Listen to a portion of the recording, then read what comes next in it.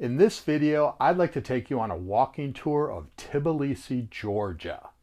Be sure to stick around for a bonus tip you won't want to miss. All right, let's do this.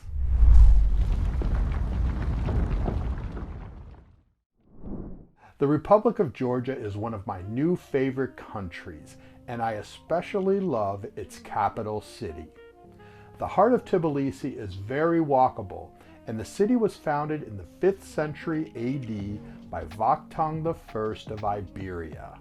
But just to step back for a moment, for those of you who aren't quite familiar with Georgia, it's what's referred to as a transcontinental country, located in the Caucasus region of Eurasia, and for comparison, it's a little less than half the size of the US state of Georgia.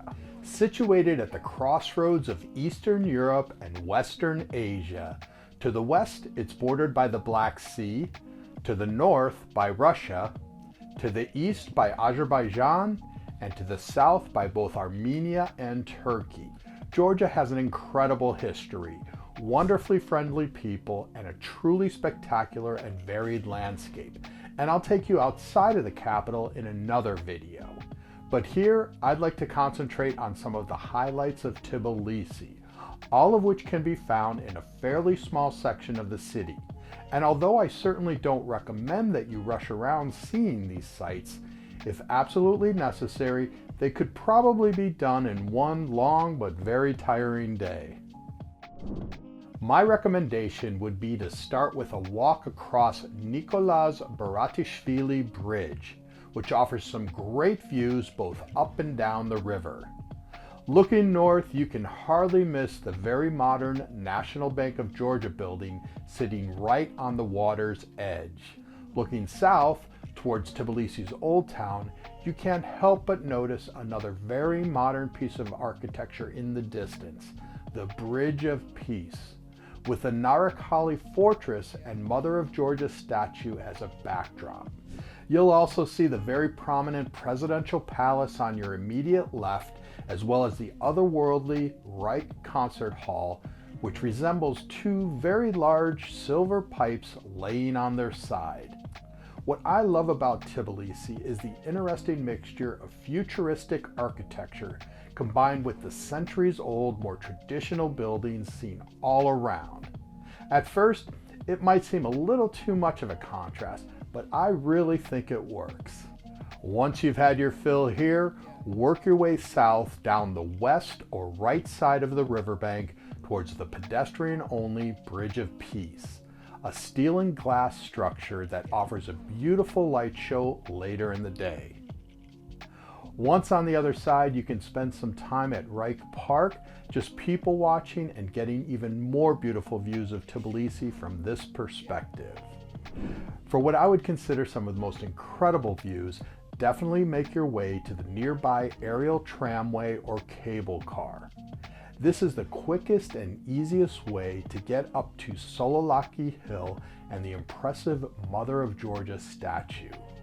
This 20-meter tall icon made out of aluminum was erected in 1958, the year Tbilisi celebrated its 1500th anniversary, and represents a Georgian woman clad in traditional dress that can be seen from just about every point in Tbilisi.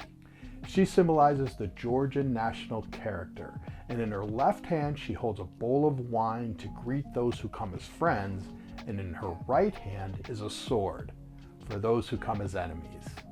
You can also choose to visit the nearby Narikala Fortress, which consists of two walled sections on a steep hill between the sulfur baths and the botanical gardens of Tbilisi.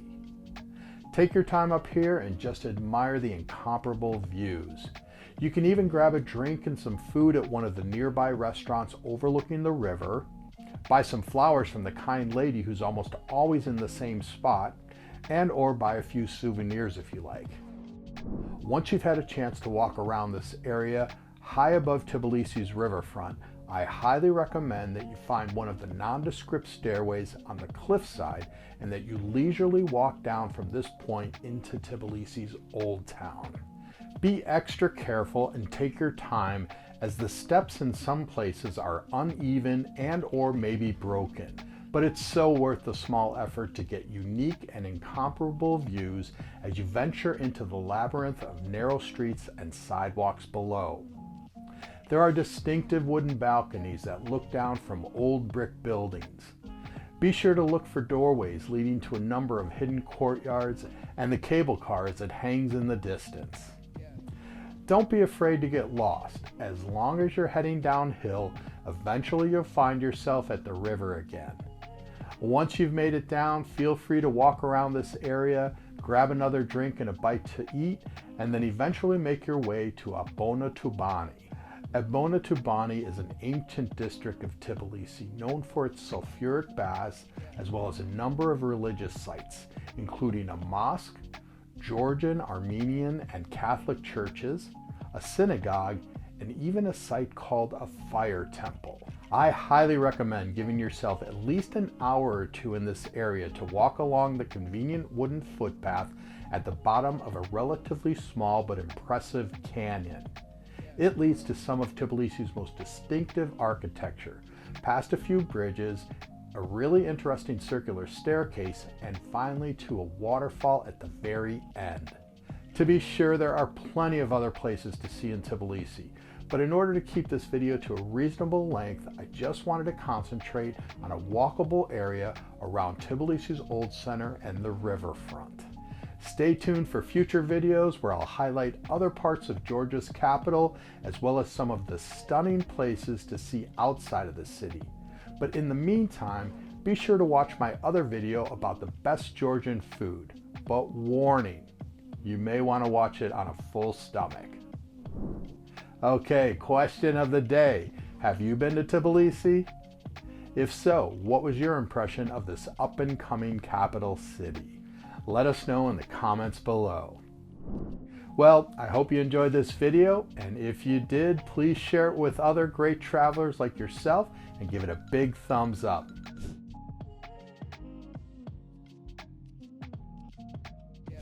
Next, head on over to the continentaldrifter.co website for more interesting travel and photography tips and to get my latest download. And be sure to join our community over on Facebook. And remember, drifters, life's too short not to travel.